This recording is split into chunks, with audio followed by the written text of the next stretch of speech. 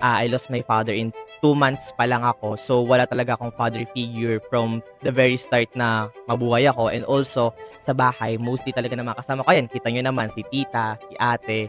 And mostly talaga ng mga kuya ko, wala talaga sila sa bahay. So, parang ang na-adapt ko talaga is more on girls. Parang, alam mo yung naglulong ako for a man's love. Kasi, syempre, hindi ko siya naramdaman sa father ko. So, parang, if man i-relate mo siya dun sa gender ko and dun sa mga theories na yun. Especially nung bata ako, nung ayaw na makipaglaro sa akin nung childhood friends. Ine-entertain ko na lang ba yung sarili ko. Kasi wala rin akong father figure. Pero may mga kapatid akong lalaki na kasama ko pa lang sa ba. Pero hindi ko naman na-adapt yung mga mannerism nila ng taon ko. Yung naging hate ko is yung mga ugali ng mga lalaki na napakatamad, mapanakit, naninigaw. Kaya growing up, man-hater ako. Ayoko ng lalaki. Naiinis ako. Ako naman kasi, ang mga kapatid ko, puro babae. So, growing up, yung mga ginagawa lang namin is parang para sa babae lang din. Like, nanonood kami ng mga movies through CD, like Barbies, tapos yung mga Cinderella, ganon-ganon. Hola, our dearest listeners. Good day. You are listening to Unbox Voices, where we listen and don't judge. Let us unbox the unsaid thoughts in our mind. I am your host, Bienvenido Ojero, but you can call me Bien.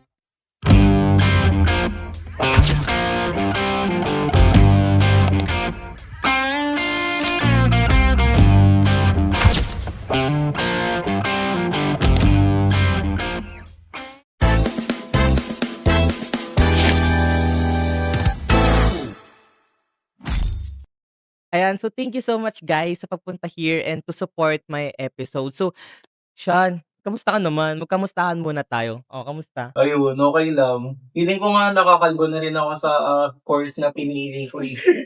Bakit naman? Kasi hirap na talaga akong mag-program. Like, napupuyat na rin ako. Tapos, na-stress na rin ako sa mga daming ginagawa. Grabe talaga yung college year natin, eh, no? How about you, Mitch? Sobrang stressful kasi hindi naman talaga ako para dito. Yes. Trend ko, hindi siya connected ngayon. Kaya nahihirapan talaga ako mag-adjust. You, Nash? Ako naman, nahirapan din naman ako mag-adjust. Kasi this course na pinili ko is zero knowledge ako. So, I have to start from scratch. Grabe talaga yung experience nating college, no? Parang iba yung ginagawa natin nung senior high sa difficulty nung college. Para siyang hard level mode. Para Di tayo ba? nasa final boss. Di ba? Actually, hindi pa siya final boss, pero parang ramdam na ramdam mo na, di ba? So, hindi na pala yun? Nakaka-stress, 'di ba? Sobrang stressful na nangyayari ngayon kasi nabigla tayo ng mga projects, ng mga activities. And speaking of stress, ano yung mga ginagamit niyong coping mechanisms para alam mo yun, mapabagal yung mabawasan yung stress na nararamdaman niyo? Sige, Sean, ikaw muna. Ngayon, kapag na-stress ako, yung mga coping mechanism ko is nagbabasa lang ako ng mga manga, manhwa, nanonood din ako ng mga anime, K-drama, gano'n. How about you, Mitch? Pero maganda ang anime, ah. Ako, I'm also fan of anime. Sige, Mitch. Ako doom scroll sa TikTok, tapos tamang isolation. We really doom scroll. Halos lahat ngayon nag-doom scroll na sa TikTok, right? Nakakatanggal siya ng stress. Yes. Napapalitan ng pagod. Pagod. How about you, Sa Nash? akin naman, mostly same ako kay Sean and Mitch. Ang idadagdag ko lang is, mahilig din ako magbasa ng mga novels. Mga, mostly mga genres na binabasa ko is fantasy, action, mga ganon. Oh, that is very interesting. Kasi mayroon din akong kakilala nagbabasa ng mga novels and sobrang galing niyang gumawa ng book. And I'm really like, oh, I'm super shocked. And ako naman, ang way ko para ma-release yung stress is kumakain lang ako ng fries. So parang pagkain ko ng isang fries, like, ganun nararamdaman ko. Nagiging Oo, energetic ka. Oo.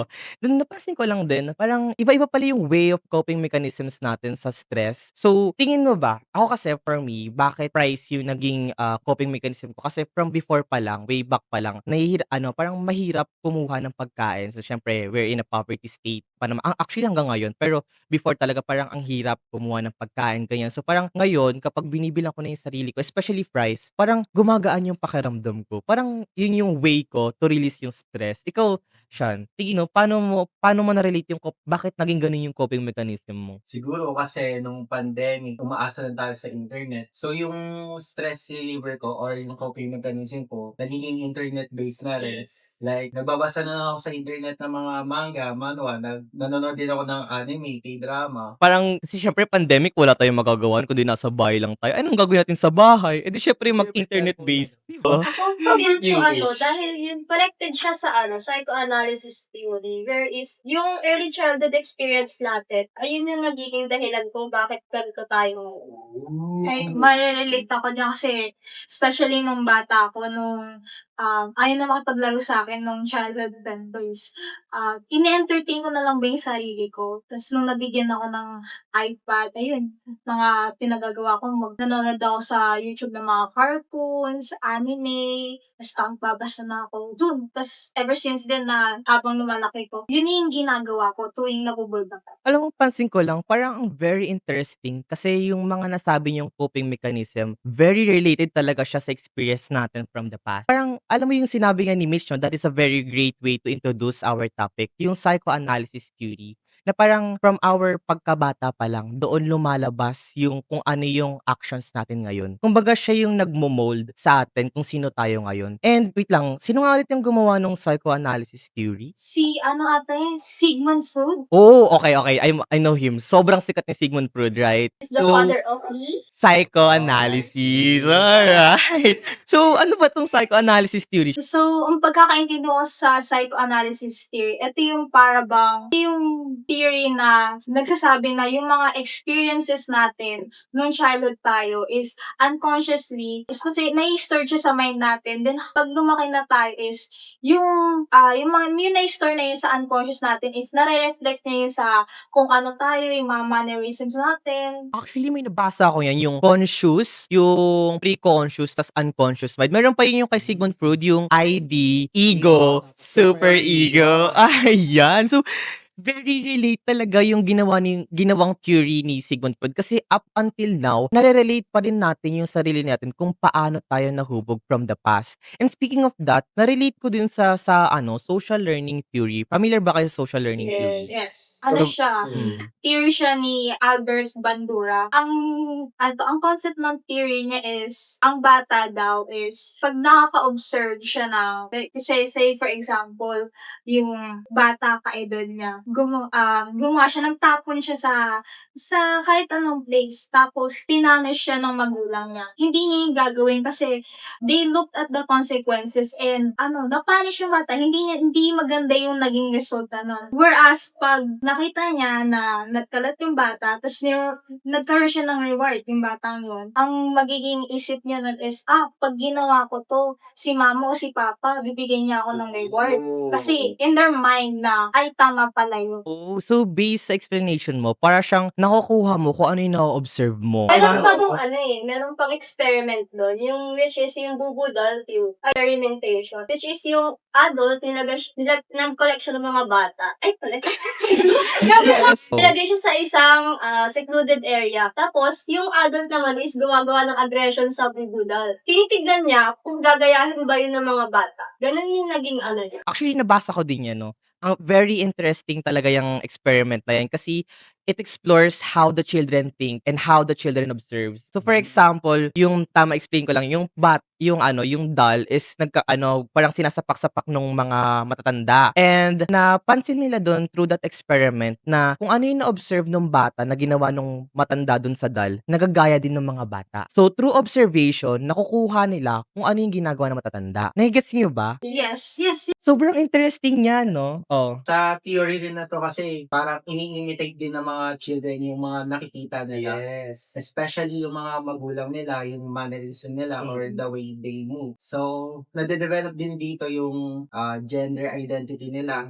Nalalaman nila na yung mga lalaki kasi yung papa nila, ginagawa nila yung mga Gawain lalaki. yes, yung mga hard things, mga heavy Nagmamaneho, nagkakarpentero, di ba? Yes. Wherein yung sa mama naman niya is gumagawa lang siya ng mga light work, Yes, like naghuhugas, yes, yung mga housework. So, in relation to that, meron din sorry, meron interested talaga ako when it comes to these theories. May nabasa ako about gender schema theory. Familiar ba kayo dun? Medyo, as far as I know is theory siya ni Sandra Ben. And sa pagkakaintindi ko lang sa theory na to is, yung bata, as na-observe niya yung gender na female and male, is parang nagkakaroon ng categorization yung mga, like, kunwari, yung lalaki ginagawa niya is mga heavy works, like, napupunta yun sa category ng male.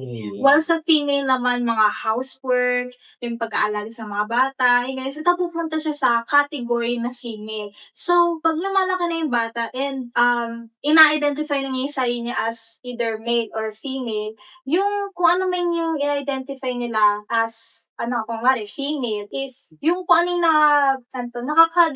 Categorize. sa female, yun yung parang ginagawa nila. Yes. Parang yun na yung nagiging standard nila kasi yun yung gender identity nila. Sobrang fascinating talaga ng mga ganitong theories kasi nakikita talaga dito na observation. Through observation ng bata, nakukuha niya kung ano yung mga nangyayari sa paligid niya. And that is really important nowadays. No, when it comes to gender, parang ayun nga, for example, yung ginawa example ni Sean and ni Nash na parang kapag yung for example ikaw, kapag yung papa mo is nakikita mong gumagawa ng nagkakarpentero, nagda-drive, nagkakaroon ka din ng through observation, nakukuha mo na ay ito dapat yung ginagawa ko as a man. For example naman, ikaw yung female. Syempre nakikita mo yung mama mo na female, gumagawa ng naghuhugas, nagluluto. Nakikita mo rin as a female na ay ito dapat yung role ko dito sa society na to. Nai-gets niyo ba? So that is very Parang ngayon yung nagiging interesting. standard ng isang bata kung ano yung kinalakihan niyang environment. Ganun na yung gagawin niya in the future. Kaya ako, sorry, I'm gonna share my experience lang. Kasi I am part of LGBT and nakikita ko din naman na somehow related yung kung sino ako ngayon sa experience ko before. Ayun nga, since I lost my father in 2 months pa lang ako. So wala talaga akong father figure from the very start na mabuhay ako. And also sa bahay, mostly talaga na mga kasama ko. Ayan, kita nyo naman si tita, si ate. And mostly talaga ng mga kuya ko, wala talaga sila sa bahay. So parang ang na-adapt ko talaga is more on girls. Yung observation ko kasi nung pagkabata ako, parang more on mga babae yung nakikita ko. And at the same time, parang alam mo yung naglulong ako for a man's love. Kasi syempre, hindi ko siya naramdaman sa father ko. So parang if man i-relate mo siya dun sa gender ko and dun sa mga theories na yun, makikita mo at some point, no, na yung mga theories na yun na relate talaga yung stories or yung experiences ng mga bata kung paano sila nahuhubog or kung paano nila nakikilala yung sarili nila sa kasalukuyan, right? Same with me,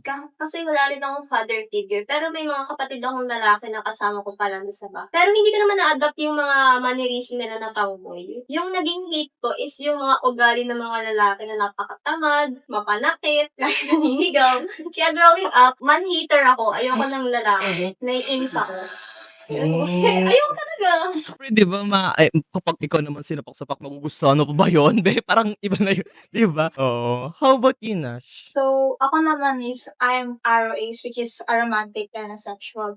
Growing up, hindi ako masyadong close sa parents ko. Hindi kami nag-I love you, hindi kami nag-hug, nag-kiss. So, para bang yung love na yun is parang hindi ko siya masyadong nag-grasp nung bata ko. Hindi ko siya, like, katulad na lang ng mga classmates ko pag nagkaka-crush, tinitig sila, ganon. Ako naman, like, anong tinitig nyo? Like, bakit ganon? Like, never ko siyang nuggets, yung love na yun. Kumbaga parang hindi mo naramdaman yung love, kaya hindi mo alam anong ibig sabihin ng love. Oo. Tapos, ayun, I never had any crushes, na puppy love growing up. Never had any, sexual attraction towards anyone. Like, ganun lang. Like, pero pag inask mo naman ako, do I want to be in a relationship? I would say na, hindi naman ako sa against. Like, hindi lang ako, like, interested. There ever comes a chance na magkagusto ako sa isang tao or why not? Parang may mga chances pa, hindi pa natin, future is not predicted pa, di Kasi ba? ang ROAs din is, may spectrum siya. Yung spectrum So, siya. parang tingin mo pwede pang mabago by time, no? How about you, Sean? Based sa experience mo from before, ano yung tingin mo yung share mo? Ako naman kasi, mga kapatid ko, puro babae. So, growing up, yung mga ginagawa lang namin is parang para sa babae lang din. Like, nanonood kami ng mga movies through CD, like Barbies, Cinderella, ganon. Tapos ako naman, nung bata ako, na-miss talaga ako sa mga ganong movies. So, alam mo yun, hindi yun normal sa mga kamag-anak ko. So, ginagawa nila is, inaasar ako, o gano'n, na bakla daw ako. Kaya, ngayon, parang kapag nakakarinig ako ng word na gano'n, mga bakla, parang na-offend na ako, nag-inis ako. So, ano talagang parang mo, pagkakakilala mo sa sarili mo, you're straight talaga? Yes. Yung actually kasi, not gonna lie, meron din ako marami kasi sa iba na yun nga kasi parang nasanay ka na parang marami kasama mo is mga ate mo and parang nasanay ka sa mga Barbie. Maraming some says na parang, ay baka badingin si Sean. And kung ano talaga yung pagkakakilala niya, yun talaga yung pagkakakilala niya. And that is really you. Kung sino ka man, edi sino ka? Kung straight ka, edi straight ka. Bakla wala naman makapanghusga kung Kasi sino hindi tayo, naman di ba? na-define yun yung pagkatao mo dahil ang feminine ka Di or ba? masculine ka. Hindi naman dun yun mabibase. Actually, yun yung dapat sineset aside natin. No? For example, may boyish tayong classmate, tapos parang sabi, ay, tomboy to. Pero pagkakakilala niya sarili niya is straight siya. Bakit niyo kailangang husgahan yung tao kung yun yung pagkakakilala niya, di ba? Kung Like, yun yung way kung paano niya i-express yung sarili niya, don't tell her what to do. yes. Kasi parang parang sobrang immature mo when it comes to that kind of thing. So, are you fine with that story or gusto mo pang magkwento? Okay na ako lang. Okay ka na dun. Pero guys, sorry Tracy Sian. So kung sino mang mga nagsasabi diyan na bading si Sian, umayos-ayos kayo. Be matured enough. College na tayo. And kung ano yung pagkakakilala mo sa sarili mo, yun ka. And kung may kulang ka man sa buhay mo, sino ka na. Okay, so, yun, nakikita natin na parang lahat, no, ng gender natin, I mean, straight man, arrow man, or bading, parang makikita natin na somehow, deeply connected siya sa kung ano man yung naging experience natin from before. And it's really very interesting na pag-usapan tong bagay na to. Kasi nga, based sa psychoanalysis theory ni Sigmund Freud, yung mga ganitong bagay, lumalabas siya in this stage wherein unconscious natin siyang nagagawa. So parang maganda yung nadidiscuss natin to yung mga ganitong bagay para nagkakaroon tayo ng idea na, hala, kaya siguro ganito ako dahil sa naging experience ko from before. However, meron din na kasi ako nagiging problema na hinaharap dito. Sinasabi kasi ng iba na parang kapag bading ka, ibig sabihin masalimuot na yung buhay mo. Parang ayun na, for example, yung story ko, parang ayun nga, wala akong papa, tapos parang mostly kasama ko is babae, kaya parang naging bading ako. However, I believe na parang hindi mo naman pwedeng sabihin na naging bading yung tao dahil masama yung story niya or pangit yung story niya or wala siyang papa or kulang siya sa aruga. Hindi mo pwedeng sabihin na ganun, right? Kasi for example, yan, si Sean, kung ganun man yung naging story niya, pero pagkakakilala niya is straight siya. And wala namang kapagbabago nun, tama? Meron kasi akong pinsan, and yung family niya, buo naman. And sa papa niya, nung 5 years old siya, nakita siya na parang ang lambot-lambot naman ito. Tapos yung mga laruan niyang panglalaki, ayaw niyang laruin. And tingin ko, yung papa niya, hindi naman siya binubugbog. And wala namang ginagawang masama sa kanya. And yung family niya is okay naman with it. Kasi hindi naman nila sinisiyon na kasalanan sa Diyos. You can't blame the kid kasi bata pa naman yun. And may formative years pa na matatapos doon. Tapos, doon niya may identify kung ano talaga siya. Actually, parang itong mga theory nito, somehow, yes, very related sa atin. Pero at the same time, hindi siya very accurate din. Kasi like for example, ikaw na simula na nagkaroon ka ng conscious mind na sinasabi mo na bading na talaga ako. Kahit na yun nga, maganda yung family experience mo or kahit man pangit yung family experience mo, kung ano yung pagkakakilala mo sa sarili mo, yun ka talaga.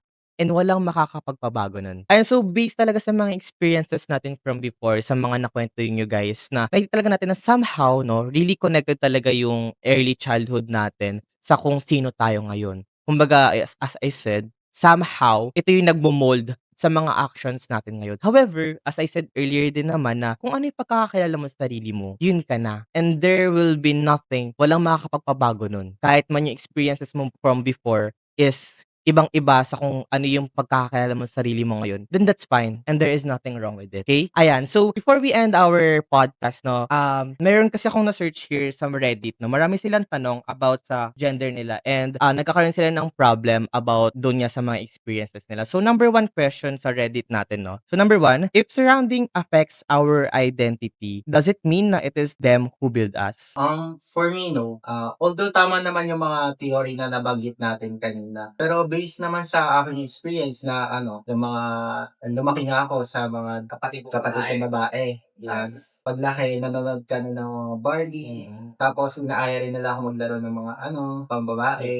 Yung mga yun is parang nag-way sa'yo para magsabihin man nila na feminine ka, parang ganon. Yun yung naging way para akalain na iba na, ay, bading ka. Pero ano ba pagkakilala mo sa sarili mo? Street naman Yun. So, for example, yun yung experience mo na parang, dito kasi sa tanong, sila ba yung bumubuo sa atin? So, based sa experience na siya, kahit man, wala ka, for example, based sa experience ko and based sa siya, kahit wala kang tatay, kahit kasama mo puro babae, kahit mga napapanood mo is for Barbies, kapag kilala mo yung sarili mo as straight, then yun ka, di ba? So, walang although somehow, sila yung nagbibuild sa atin sa mga unconscious actions natin, pero at the same time, meron tayong sariling pag-iisip. Mas importante iniisip natin Yes. kaysa sa iniisip ng iba. Yes. And yung mga actions natin from the past is, o yun nga, somehow nagbibuild sa atin. Pero at the same time, as I said earlier, as sinabi ni Sean, meron pa rin tayong sariling pag-iisip. So yun yung makakapagdikta kung sino tayo at sino yung binubuo natin as sa sarili natin. Nagigets niyo ba? Diba? That is very really interesting. Number 2, ito yung sagot ni Reddit post 1247.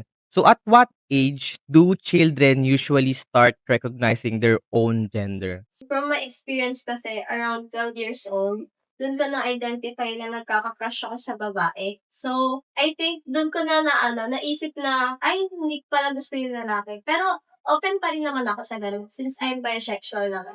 And I think ayun may contribution yung mga naging experiences ko before. And after formative years, dun ko na na-identify na kung ano talaga yung gusto ko sa buhay. So, yun talaga yung pagkakakilala mo sa sarili mo, no? Actually, I also have the experience, no? So, around that age din. So parang sobrang same natin, no? May around 11 to 15, around, 14. Yan, yun yung mga panahon na parang, hala, sino ba ako, Tiyalo? Meron pa akong time na parang, totoo, ano ba to? Parang normal pa ba itong nararamdaman ko? Kasi syempre, as someone na parang takot pa before na i-judge ng mga tao, parang tinatago ko talaga yung nararamdaman ko. Pero dati pa lang, parang alam mo yun, syempre nga, wala akong tatay. Parang nilalabas, parang hinahanap ko yung pagmamahal ng isang lalaki or ng isang tatay sa iba. So dun ko nare-recognize na parang, hala, baka nga nai-inlove ako sa ibang sa mga lalaki. And those years din, yung time na parang sobrang nai-stress ako kasi syempre takot akong ma-judge. But ayun, habang tumatagal ngayon, kilala ko na yung sarili ko, and as our society adapts to it naman, mas nagiging open na rin tayo sa mga ganong situation, di ba? Ako naman dyan, very early ko na found out na na hindi naman ko nalalaman kaagad na aromantic or sexual ako. I figure out na hindi ako katulad ng ibang mga bata. Kasi Yes. at that age, nagkaka-crush na sila. Pero bakit yung reaction ko sa love, sa mga crushes is parang, may disgust. And, parang ayoko. It wasn't until like, actually very, very Recent? recent ko lang na hanap yung label para sa akin. Kasi Yes. wala akong masyadong package sa label na yan eh.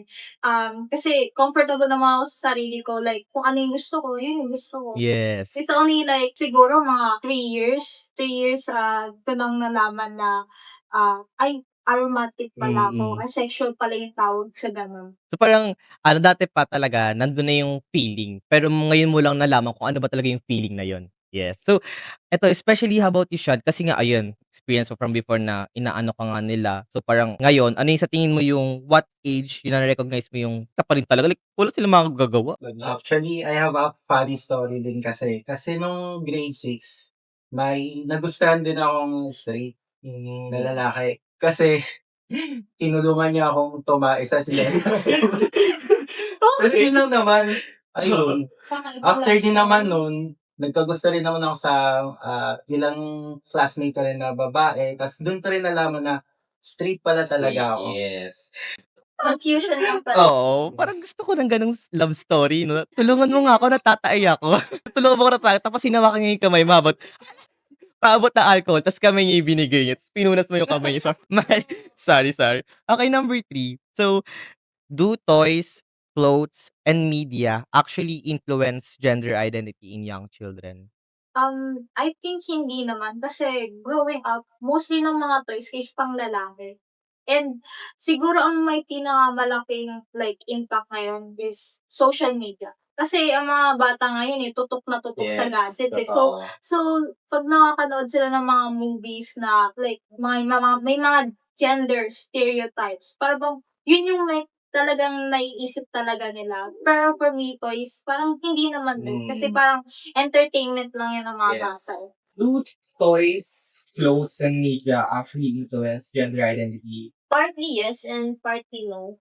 Kasi although may malaki siyang contribution sa isang bata, pero hindi naman niya ma-define sa isang bata na dahil lang naglalaro siya ng panlalaki is tomboy na siya or dahil lang naglalaro ng pang Barbie is bakla na. Kasi bata yan, hindi mo naman ma-assure kung ano talaga yung gusto niya pagkatapos niyang lumaki. So, I think hindi dapat natin i-assume yun sa mga bata dahil lang yun yung gusto niyang laruin and yun lang yung, ayun yung interest niya sa isang bagay. Actually, very well said. No? So, how about you, Sean? Anong tingin mo sa tanong?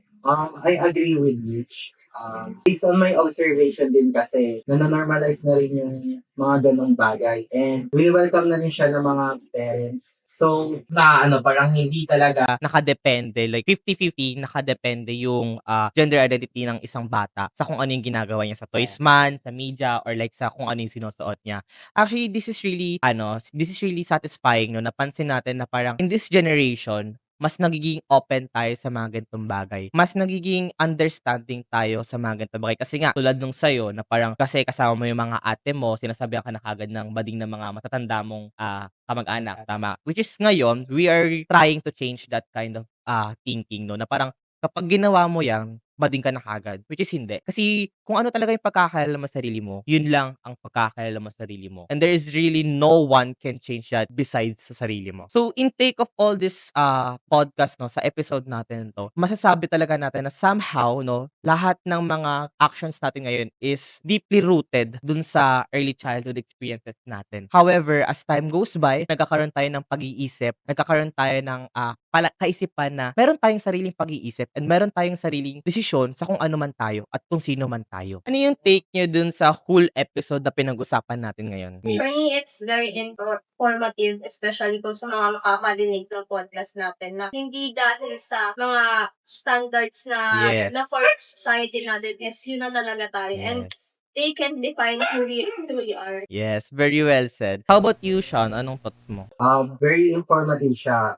Nakakatulong din siya para mag-inform din ng ilang mga student or mga bata katulad natin to help them understand their gender identity. So that is very well said sa atin na it is really informative na although kasi ako as someone na yun nga nagkaroon ng experience na parang hala, ganito mali ba 'to? Mali ba mali ba yung nararamdaman ko? Sa lahat ng mga listeners natin 'no, na there is really nothing wrong with you kung yun yung nararamdaman mo. So kung naramdaman mo man na straight ka pero sinasabi nila na bading ka, straight ka pa din. So kung bading ka pero tingin mo is jina-judge ka ng iba, gawin mo lang kung ano yung magpapasaya sa'yo. Kasi yun lang, the way you accept yourself is yun yung magiging way para maging masaya ka. Kasi kung hindi mo iintindihin at aalalahanin yung sarili mo, ikaw rin yung mauubos sa huli. So, sa conclusion sa lahat ng napag-usapan natin, as I said earlier, sobrang impactful talaga ng experience natin sa growing up. However, as time goes by, nagkakaroon tayo ng experiences and pag-iisip, mas maganda na alamin natin yung sarili natin, kilala natin kung sino ba talaga tayo. So kapag nakilala natin yung sarili natin, wala nang ibang makakapag-change nun. Kahit anong opinion man nila, kung kilala mo ang sarili mo, yun ka talaga. So that is our take, guys, no? So very informative talaga. Yung mga turn is really way for us to understand ourselves better. Okay? Pero at the same time, as I said earlier nga na, kung kilala mo yung sarili mo, kilala mo yung sarili mo. So that is our take. So yun yung take natin sa podcast na to. Tama naman, di ba? Yes. So napansin talaga natin na very informative yung discussion natin ngayon. And at the same time, I am so happy na nakapagbigay kayo ng experience sa akin. So parang I'm so deeply touched na syempre pinagkatiwalaan nyo ako sa mga experiences nyo and somehow na-connect natin siya sa mga theories and sa mga life lessons na nababanggit natin habang nagbi-video tayo. So I wanna thank you again sa pagpunta dito and have time for me. So thank you guys. I love Thank you, you. bro. Hello listeners, as you can see sa episode na to na this is very informative sa atin na somehow again napakalaki ng impact ng ating experiences from our early childhood and at the same time malaki rin yung parte ng pagkakakilala natin sa sarili natin kung sino ba tayo. At yun yung naghuhubog sa atin. Always remember na walang makakapagpabago sa desisyon mo sa buhay mo dahil kung ano ang gusto mo, yun ang gagawin mo. Kung ano ang pagkakakilala mo sa sarili mo, yun ka. And there will be no one or nothing can change that. So again, I am Bienvenido Hero. This is Unbox Voices, where we listen and don't judge. Thank you! Our guest for today's podcast as she support mental health awareness and the part of the Guidance Council of the Quezon City University San Bartolome Campus. Let us welcome Miss Justin Teres Badjola. Ayan, so thank you so much, ma'am, for having us here. And I know na napaka-busy niyo po these days. And sobrang napakalaking bagay sa amin ito since sobrang sensitive ng magiging topic namin. And kailangan namin ng isa sa mga professional para makapag-guide sa amin when it comes to this kind of topic. So, before po tayo mag-start, kamusta naman po kayo these days? Medyo marami lang talagang mga activities or case preparation na ginagawa dito sa guidance office. So, medyo stress lang. Hindi lang ako actually, buong office. So, Actually, kitang-kita ko nga po eh. Paano niyo po, for example, yun nga po, nararamdaman niyo po yung stress, paano niyo po siya na-handle? pagdating ko talaga sa bahay, I try not to think over. I try to do hobbies. Kahit isa man lang, kahit 30 minutes man lang. Kasi syempre, when you actually start to work na, minsan pagod ka na lang din talaga. So, pinramas ko na lang sa sarili ko na after I do start work, meron ako at least 30 minutes to 1 hour na gagawin ko lang yung gusto ko. Yung Yes. mga hobbies ko, yan. Magbabasa lang ako, ganyan. Actually, ganyan din po yung same din tayo, ma'am, ng most experience kapag nakakaramdam din po ako ng stress. Ang mostly naman po ginagawa ko is kumakain ng fries. So, parang yun yung way ko para malabas ko yung stress. Especially ngayon na first year, nabigla kami. Siyempre, nung mga senior high, parang medyo petics lang. Tapos parang binigla kami ni QCU ng college ng ang daming binagsak na na mga activities. So, parang ayun po, nakaka-stress. Pero at the same time, yun yung nagiging coping mechanism ko or like yung ginagawa ko para ma-relieve ko yung stress ko. Speaking of stress po, napansin ko din po na parang iba yung way natin ng coping mechanism. Not just coping mechanism, pero yung pag-relieve natin ng stress natin. Tingin niyo po, bakit po ganun? I think it still depends talaga dun sa individual. Kasi syempre, may similarities tayo sa personality, pero at the most, different pa rin talaga tayo. So, syempre, it's all about, I think, self-discovery. Kung ano ba yung pinaka-effective. So, sa'yo, gusto mo yung kumakain ka. Ako, gusto ko, focus ako sa hobbies ko. I actually have a friend. Ang ginagawa niya is, kapag katapos niya ng trabaho or studies din, kasi working student siya, naglalaro siya ng online games. Yun yung paglabas niya ng stress. So, ayun. So, I think it just depends kung ano din yung pinaka-effective, yung pinaka-makaka-distract, pinaka-magpapasaya ka Yes. after ng pagod. Mapapansin po natin doon na parang iba-iba talaga yung coping mechanism natin or iba-iba yung pag-relieve natin ng stress, no?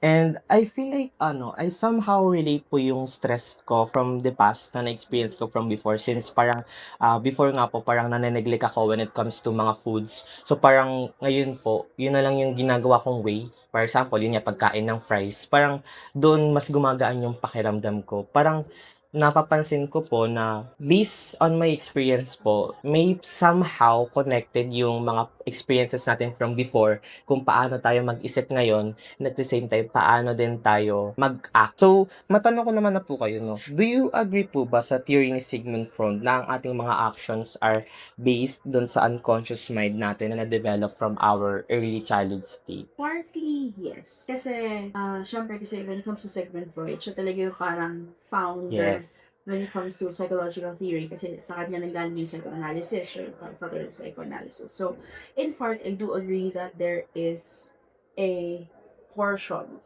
na yung unconscious natin, nakuha natin sa ating childhood experiences, it does affect us. Pero I don't think it actually, hindi siya yung buo. Hindi siya buo talaga na nakaka-apekto. May iba't iba kasi. Like, we also have like environment, in nature and nurture basically. So, yun nga, in summary, part lang siya. Like for me anyways. Part lang siya nung pwedeng naka-apekto sa buong, sa kaubuuhan ng personality natin. Curious lang po ako, ma'am. May expound niyo po ba yung nature versus nurture po? Okay. So basically, nature versus nurture is that yung nature is that yung genetics natin, biological. For example, as a family ko, I have a proclivity to develop heart disease and diabetes. So that's the nature. And then yung nurture naman is how the environment, or at least yung parents ko, pinalaki ako when it comes to health, when it comes to what I am supposed to eat. So, syempre, I believe that both nature and nurture does affect yung kaubuhan ng personality. Parang ganun siya. Okay, so thank you po. Nare-relate ko lang po siya sa experience ko kasi from the past po, no, parang yun nga, since I am a part of LGBTQ po, and may mga times po since grade 10 and hindi pa po talaga masyadong laganap yung mga LGBT that time. So parang may mga times na parang sinisisi ko yung sarili ko, and at the same time, sinisisi ko rin po kasi yung parent ko, as lalo na yung father ko, kasi nga po parang namatay siya 2 months pa lang ako. So parang nagkaroon po ako, naghahanap po ako nung parang men's love, parang father's love, parang ganun po. So parang may mga times na sinisisi ko po before yung papa ko na bakit ako ganito, sana hindi na lang ako ganito, na parang may mali ba sa akin. So tanong ko lang po, do you think our gender identity is also related from our past experiences during our early childhood po? Yun nga, I think it's the same, that it's part of it. Yes, definitely. Kasi when it comes to developing yung gender identity kasi ng isang tao, it's not just yung past experiences natin. It also includes yung present experiences mo, yung socialization mo with other people, how they react to you, how they react to what you do when you express your gender identity. Kasi syempre, if it's positive, and then syempre, it will affect yung kung paano ka mag-isip, paano mo tanggapin yung sarili mo. Kasi, you know, here in the Philippines, it is very hard. Yes. Kahit na ba sinabi natin na accepted na Yes. ang mga LGBTQIA dito, there is still a very large portion Yes. na hindi talaga nila tinatanggap. Yung parang tolerate lang talaga. Wala na sila magagawa. Oo, kasi sabi na, andyan na eh. Opo. Yan talaga. Pero there is still discrimination. Yes, definitely. Hindi siya nawawala pa, unfortunately. Kaya, I think when it comes to developing a gender identity, I think it's also important na sana, yung, for example, sana nakahanap ka man lang ng proper support, not just from your parents, but your friends, relatives, even strangers, you know, kasi sometimes, there are moments na pag naka-experience na acceptance even from a stranger, ang sarap niya sa feeling. Yes. Kasi kung yung stranger nga natatanggap ka, bakit hindi pa yung people who are close to you, yung family mo, diba? So, marinig ko lang din po siya sa akin kasi may mga times po talaga na parang, naiinis din po ako sa sarili ko. Kasi like, sobrang desperate ko po when it comes sa pagmamahal, when it comes sa mga lalaki. For example po, may crush ako sa kanya. Na-obsess agad ako sa kanya. Like, mostly po kasi ng mga nagiging crush ko is mga straight talaga. Like, parang hindi po gay or like kasing gender ko, pero mga straight talaga. And at the same time, syempre, mga straight po sila. So, parang wala talagang chance. Pero at the same time, hindi ko po alam kung bakit like, sobrang in love ako sa kanila. So, parang minsan, inisip ko po, di ko alam kung tama pa ba yung inisip ko na parang, kasi wala akong tatay, kasi hindi ko nahanap sa kanila, hindi ko nahanap sa pamilya ko yung dapat nahanap ko, kaya hinahanap ko siya sa iba. May mga ganong pagkakataon po na minsan, siguro bading ako dahil wala akong tatay, siguro bading ako dahil hindi ko nahanap yung pagmamahal ng lalaki sa isang pamilya. Parang ganun po. Anong tingin niyo po sa ganong aspeto ng Is it kaya ka ba nagkaka-crush sa mga straight? You mentioned that is because hindi sila attainable? Ano ba yung naisip mo? Somehow, ma'am, yes. Ano Ah, pong ibig sabihin pag gano'n? siguro kasi when it comes to sa mga ganyang situations, lifelong talaga yan na pag-process. So, it's okay if you're still confused about it. Kasi, balang araw, I know, parang ang niya na balang araw, pero you will be able to discover it as you grow older. Yes. Kasi, you know, yung pag-discover talaga ng gender identity, kung ano ba yung okay sa'yo, ano yung hindi okay, ano ba yung sa tingin mo, okay, ang kailangan mong hanapin in a partner, it's all about experiences. It's all about discovering what you actually like. So, yung ganyan yung situation, your confusion, yung pag-question mo sa sarili mo, that's okay. That's a very normal thing that happens to all of us. Like, ako rin, nagkaganyan din ako. I questioned, ano ba talaga ako? What are my preferences ba talaga? Paano ko ba dapat ina-express yung sarili ko? So, eventually, nalaman ko din naman na, okay, ito pala ako, ito pala yung gusto ko. And one of the things that is actually very freeing when you actually discover what you like is that you tend to not care what other people think anymore. Yes. So, I think that's one of the best things na nangyari rin sa akin. So, I hope umabot ka na dun sa punto na yun. Pero yung ngayon na experience mo, okay lang yun. Thank you It's so much, very ma'am. normal. So, meaning to say, hindi dapat minamadali yung mga gantong emotions. So, Yes. dapat naramdaman lang. Right? Mm-mm. Thank you, ma'am. So, next question po is, eto po. How would you react if someone says na, kasi po, may mga times na parang sinasabi nila na, kaya ka bading kasi parang traumatized ka sa pamilya mo or parang kaya ka nagiging bading kasi hindi ka nabibigyan ng enough love kaya ginagawa mong humorized yung sarili mo para mahalin ka. And at the same time, kasi mostly din po ng mga parang bading, ayun nga, parang may humor sila, may jokes. Parang yun na din po yung nagbibigay ng attention sa kanila. So, how would you react naman po if someone says na okay naman yung family nila? Kasi wait lang po, meron kasi akong kaibigan or friend na parang may tatay naman po siya, yun nga, may mga kasama naman po siyang lalaki sa bahay and at the same time may kasama rin siyang babae. Pero lagi po siyang inaasar na bading kasi nga parang feminine po siya gumalaw. Pero at the same time po, pagkakalala niya sa sarili niya is straight talaga. So yun nga po, how would you react if someone says na okay naman yung family nila, complete, masaya, pero they're part of LGBT kasi yun yung pagkakalala nila. Ano pong masasabi niyo sa mga ganun? In terms of dun sa question mo dun sa happy, okay naman yung family niya, pero part siya ng LGBTQIA. Actually, ang una ko naisip ko, okay, good. Happy for you. Yes po. Kasi I think, it's ang lucky ng tao yun na okay yung family niya at tanggap siya na whatever gender identity or gender expression they have.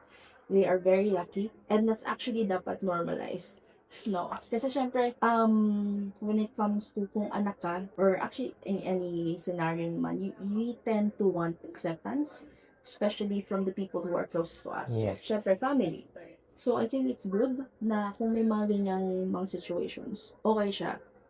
It's not weird, it's not different, it's supposed to be normal. So, ayun. Yung sinabi mo naman kanina na yung stereotypes when it comes to dapat yung mga bading is funny, they have to have a certain attitude para matanggap nila sila as gay. Even actually sa mga tomboy, sa mga lesbians, dapat butch sila. So, yun nga. Unfortunately, it's a stereotype dito talaga sa Philippines na mas tinatanggap ng masa kapag ganun ang isang lesbian or gay. Meron talagang dapat certain image na pinaproject, which is unfortunate kasi syempre spectrum yan, okay? Spectrum tayo when it comes to how we express ourselves, how we are as a person. So, I think in the end, ang pinaka-importante talaga is makahanap tayo ng proper support system para sa isa't isa. We support each other when it comes to whichever gender identity or gender expression we have. Kasi, to be honest, ang end goal lang naman dyan is dapat normal na lang siya. Hindi na siya sinasabi na ay other ka kasi you're part of this, part of the LGBTQIA. Dapat, okay, fine, go. Kasi I do try din to surround myself with, different types of people na I try to practice to not care kung ano ka. Kasi syempre, I want it to be normal. And I'm hoping na eventually, mangyari din siya sa Philippines. Medyo mababa pa yung chance, I guess, as of right now. Pero hopefully sana in the future, maging ganun na rin talaga. Sige, ma'am. Thank you. Last questions na po. As someone po kasi ako po na parang naiinsulto po kasi ako. Minsan kasi po, parang sumasabay yung humor ko. For example, kapag lalaki yung mga kasama ko is parang medyo lalaki din yung galaw ko. Pero kapag mga babae yung kasama ko, medyo yun nga po, nagiging gay ako. Pero sinasabi po minsan nung iba na parang naghahakot lang daw po ako ng lalaki. Parang ginagawa ko lang daw po yun para sa mga lalaki, para makasama ako sa kanila. Which is hindi po kasi parang automatic pong nag-switch yung sarili ko, yung pagkakilala, yung kung paano ako kumausap ng isang tao kapag sino yung kausap ko. Ano pong masasabi niyo sa mga ganun po? I think that's actually pretty normal, to be honest. Kasi when it comes to socialization, syempre gusto natin authentic tayo kung ano ba talaga tayo. Pero there will always be scenarios. Kasi ganun din naman ako. I tend to adapt to who I talk to. Yes. I tend to change my tone, change yung body language ko, change how I speak. So, I think that's normal. It's not really something to be worried about. Kung mas sasakyan ka kapag ganito yung actions mo pa sa girl versus sa male versus sa female, okay lang naman yun. May sinasaktan naman tao, wala, di ba? Nakikipag-usap ka lang naman. So, I don't think there's anything wrong with that. It's just your form of socialization. Ganun din naman din ako. And I'm pretty sure others are also like that. So, and if wala namang problema sa ginagawa nila ganun, bakit may problema sa like that? Ma'am, thank you so much. So parang sa buong napag-usapan natin, I think na ang nakuha ko rin po dito is parang there is nothing wrong with you naman. For example, kung ano yung nafe-feel mo, yun ka talaga. Like, kahit anong mang maging, although yun nga po, somehow, yung experiences natin from before is yun yung nagmo-mold sa atin into us. Pero at the same time, meron din tayong sariling pag-iisip na kaya nating makapag-isip ng kung ano yung gusto natin. So, for example, ako as someone na gay, kung anong gusto kong sabihin sa akin, yun ako. And at the same time, meron din kasi po akong friend na yun nga, inaasar siya as gay, pero pagkakilala niya is straight siya. So, kung ang pagkakilala niya is straight siya, then straight siya, and there will be no one that can change that. Yes, Yes, ma'am. Kasi syempre, siya yun eh. Siya yung pagkakakilala niya yun. Yes. Kasi syempre, you know, like I said, yung gender identity, gender expression, it still evolves. Ikaw lang talaga makakaalam kung sino ka nun. Kasi you should not let other people dictate. Kasi ang hirap nun. Malilito ka Yes. talaga lalo. Nalilito ka na nga pag ikaw mismo nag-iisip, Mm. magpapa-apekto ka pa sa ibang tao. So, ayun nga, it's a lifelong process.